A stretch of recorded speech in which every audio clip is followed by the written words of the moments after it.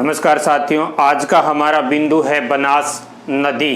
देखिए, आज हम बनास नदी को इस तरीके से पढ़ेंगे कि प्रत्येक नदी और अपवाह तंत्र का प्रत्येक प्राचीन या विशेष स्थल जो है वो सभी इसमें समाहित होंगे। प्रत्येक नदी के लिए एक अलग ट्रिक होगी जिससे हम उसको आसानी से याद रख पाएंगे। शुरुआत करते हैं। देखिए, बनास नदी, राजस्थान की नदियों की बात करें तो राजस्थान में नदियाँ जल की उपलब्धता के आधार पर दो भागों में बांटी जा सकती हैं। एक वो नदियां जिन नदियों में 12 माह पानी का प्रवाह होता है, यानी कि 12मासी या नित्यवाही नदियां, और दूसरी जो नदियां हैं वो हैं बरसाती नदियां।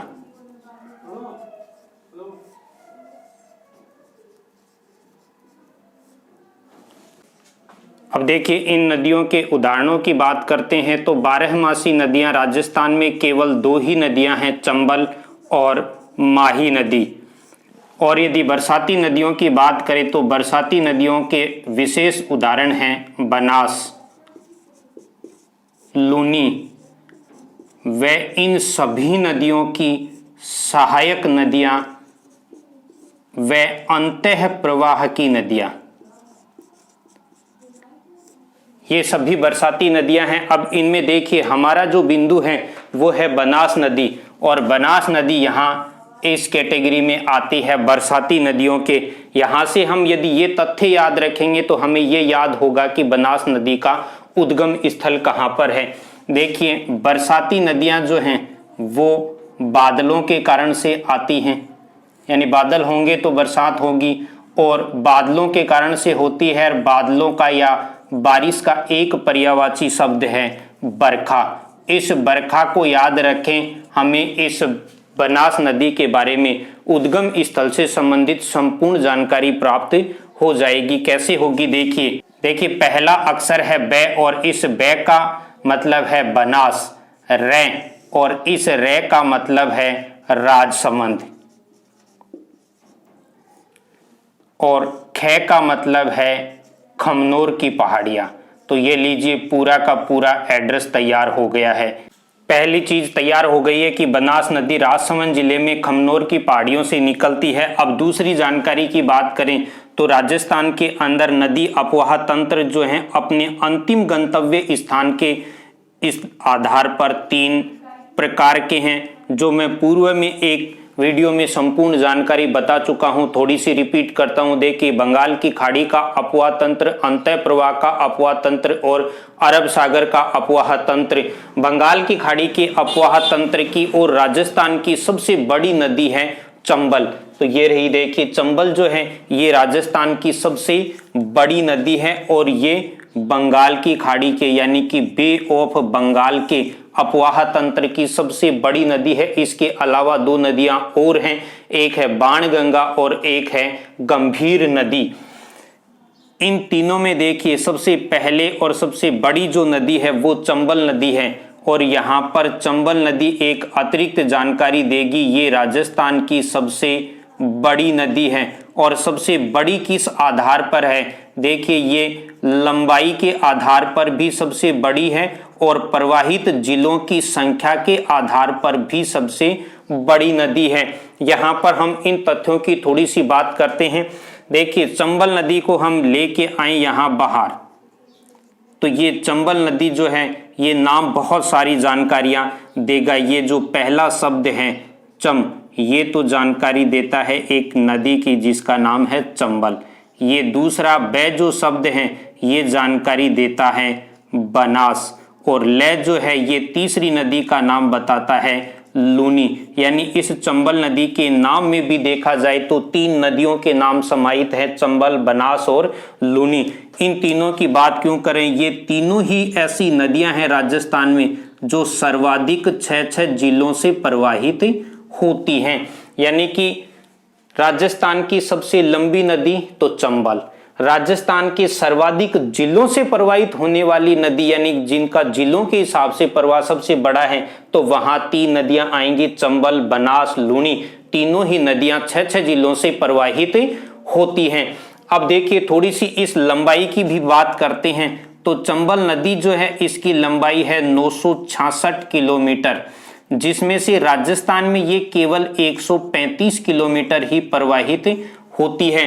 और दूसरी जो नित्यवाही नदी है, ये प्रवाह के आधार पर भी राजस्थान की दूसरे नंबर की नदी है, इसका प्रवाह है 176 किलोमीटर, ये नदी है माही, लेकिन ये भी राजस्थान के अंदर केवल 171 किलोमीटर ही प्रवाहित होती है। यानी राजस्थान की जो दो बड़ी नदियां हैं लंबाई के आधार पर, चंबल जिसकी कुल लंबाई 966 किलोमीटर, राजस्थान में लंबाई 135 किलोमीटर, दूसरे नंबर पर नदी आती है माही नदी। माही नदी की लंबाई है 576 किलोमीटर, लेकिन राजस्थान में प्रवाह उसका 171 किलोमीटर है। लेकिन तीसरे नंबर पर जो नदी आती है बनास, वो राजस्थान में प्रवाह के आधार पर सबसे बड़ी नदी है। यानी ऐसी नदी जिसका उद्गम और समापन बिंदु दोनों ही राजस्थान में है, और प्रारंभिक व अंतिम बिंदु के आधार पर जो लंबाई है उस लंबाई को आधार लिया जाए तो ये सबसे बड़ी नदी है। किस प्रकार होगी देखिए, आगे चलते हैं। तो यहां पर देखिए राजस्थान का वो जिला है जिसकी हम बात करेंगे, राजसमंद जिला, और इस राजसमंद जिले के अंदर खमनोर की पहाड़ियों से निकलेगी बनास नदी, और ये नदी खमनोर की पहाड़ियों से निकलकर चित्तौड़गढ़ जिले में थोड़ा सा किनारा प्रवाहित होकर भीलवाड़ा में प्रवेश करती है। भीलवाड़ा से अजमेर में, अजमेर से टोंक, और टोंक से सवाई माधोपुर जिले में प्रवाहित होती है। तो देखिए क्रम से प्रारंभिक जिला राजसमंद, चित्तौड़गढ़, भीलवाड़ा, अजमेर, टोंक और सवाई माधोपुर, ये वो 6 जिले हैं जहां से ये नदी प्रवाहित होती है।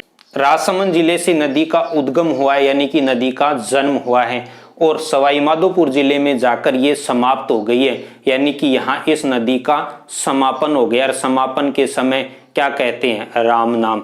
तो यहाँ पर जो समापन बिंदु है वो है राम से, और वो होगा, राम को क्या कहेंगे, ईश्वर, तो राम के ईश्वर, रामेश्वरम हो गया। नदी का उद्गम हुआ है खमनोर से, समापन हुआ है राम के ईश्वर पर यानी रामेश्वरम पर। अब ये 6 जिले हैं, इनको किस प्रकार से याद रखा जाए, इसकी एक आसान ट्रिक है जिसे हम यहाँ याद रखने के लिए काम में लेंगे। देखिए इधर से आएंगे हम, ये रामेश्वरम जो है ये सवाई माधोपुर जिले में स्थित है। अब इस ट्रिक को देखिए हम उधर से ही बनाना शुरू करेंगे। पहले सवाई, फिर राम, ये किसी का नाम हो सकता है, सवाई राम। इसके बाद में देखिए यहां से एक तथ्य जो वर्तमान में चर्चित है उसे याद रखना है। रणथंभौर राष्ट्रीय अभयारण्य के आसपास 2 बार 2 बड़े शिकार की घटनाएं अखबारों में छपी और चर्चित रही हैं। तो यहां याद रखना है सवाई राम भील, क्योंकि भील जो हैं, यहां भील नहीं मिले हैं, लेकिन भील राजस्थान की एक ऐसी आदिवासी जनजाति है जो जंगल और शिकार पर ही जीवन यापन करती है। तो सवाई राम भील आज टोंक में चीता के साथ बरामद हुआ। क्या है ट्रिक देखिए, सवाई राम भील कोई शिकारी है, वो आज ही यानी टुडे, आज टोंक के अंदर चीते के साथ बरामद हुआ, यानी शिकार करके लाया था चीते का और बरामद हो गया। ये छोटी सी घटना है, इसे याद रखेंगे तो प्रत्येक चीज हमें याद हो जाएगी। वो देखिए कैसे, इस सवाई का मतलब है सवाई माधोपुर,